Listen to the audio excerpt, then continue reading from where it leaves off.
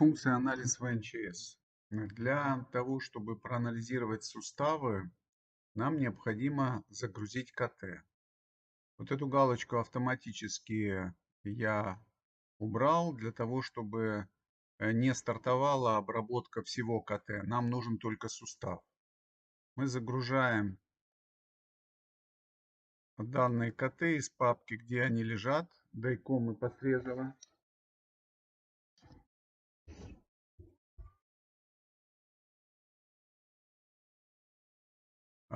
Подтверждаем правильное расположение. Вот у нас есть КТ. Выходим отсюда и заходим в этап диагностики. Нажимаем анализ ВНЧС. И теперь обработка идет только непосредственно, анализируется КТ в области самих суставов. Для этого не нужно обрабатывать вот все КТ, анализируется его только часть. Это занимает определенное количество времени, но в целом при достаточно таком умеренном, приличном интернете, скорости интернета, это занимает около 1 минуты. Я сейчас приостановлю видео, чтобы не ждать минуту перед компьютером. Обычно достаточно уверенно определяются контуры суставов, но в данном случае произошел сбой автоматического определения, видимо, из-за того, что форма сустава достаточно сложной формы. Вот видите, она такая. И в этом случае необходимо вручную это продолжить. Мы кликаем, наводим плоскость сечения на проекцию сустава, кликаем, вот что-то образовалось, нажимаем «Далее». Хотя мы видим, что контур немножко неточный, все равно надо будет корректировать. Вот, мы получили вот эти контуры. И теперь мы видим, что головки сами, ну, более-менее прилично в этой проекции определились, но сам, да, ну вот этот сустав нет. Его надо будет сейчас скорректировать. А ямки требуют коррекции, поскольку нет полного объема. Ну вот давайте посмотрим, как это делать. Мы проходим плоскостью сечения и видим, где возникают нарушения. И, соответственно, в этой области, зажав кнопку Alt, ставим точки по контуру сустава. Шрифтом передвигаем дальше по сечению. И вот так ставим недостающие точки. Если нам вот не нравится, не соответствует контур, то видите, вот точки удаляются лишние. И таким образом мы вот так вот повторяем контуры наши. Если мы видим какую-то точку вне места, мы вот так ее обводим, и она становится красной. Проходим дальше. Вот эти вот точки, которые нам нарушают форму сустава, они определились внутри сустава, а не на его поверхности, внутри головки. Мы вот так вот удаляем. Вот, оно из-за этого искажает. Вот это искажение, которое мы получили, это именно из-за того, что точки определились не совсем корректно.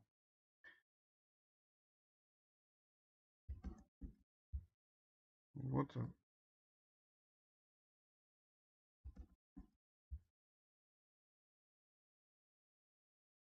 Мы можем посмотреть вот в этой проекции еще. Да, ну видите, вот немножко сложная такая форма головки, поэтому искусственный алгоритм, он не смог это сделать идеально точно. Поэтому надо немножко поправлять.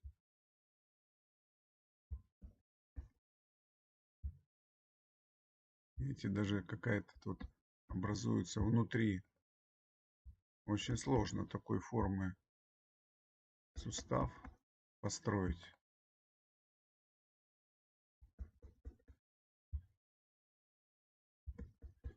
Но тем не менее, вот мы в ручном режиме вот так вот обводим это все.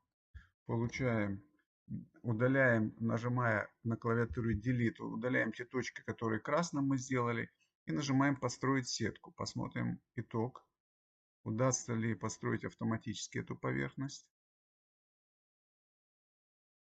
Ну вот, да, что-то у нас получилось. Просматриваем еще. Ну, более-менее прилично, точно это все. Можно, конечно, еще улучшать это, но в целом поверхность определилась более-менее точно. Переходим к ямке. Выбираем. И нам в данном случае не хватает вот суставного бугорка. Опять же, шифтом перемещаем сечение. Величина верхушка суставного бугорка нам нужна для того, чтобы относительно нее начался процесс измерения. Вот. И вот эту заднюю поверхность мы тоже обязательно должны все пройти, потому что как раз ширина задней суставной щели для нас имеет большое значение. Вот так проходим, ставим точки недостающие.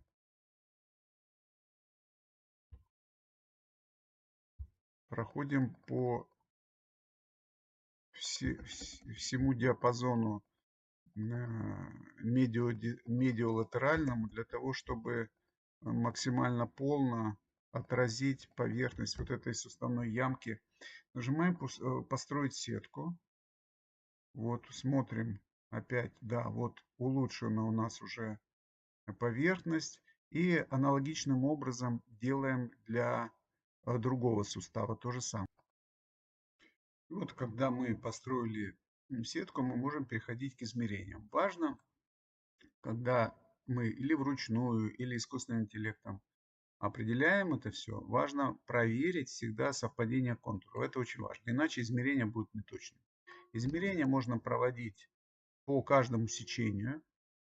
Они проводятся в секторах. Вот начиная от вершины суставного бугорка, откладываются равномерные сектора от шарнирной оси. Шарнирной осью сустава анатомической принимается вот ось, которая от медиального полюса, наиболее выпуклой части головки с одной стороны и другой, вот тут проводится как раз шарнирная ось. И вот с этой проекции начинается отчет. В каждом секторе, если мы начинаем двигать поперечное сечение, у нас будут показываться свои значения между этими поверхностями. Точно так же в этой проекции у нас будут даны значения. Но наиболее такой практичный результат, который мы используем для анализа, это вот такой совокупный отчет, где анализируется ширина суставной щели в заднем отделе, в верхнем отделе, в переднем отделе правого и левого сустава. И вот эти вот значения мы сравниваем с нормой. Таким образом, мы составляем себе представление, насколько обоснованы жалобы пациента и могут ли они быть связаны с суставом или это какие-то неврологические расстройства.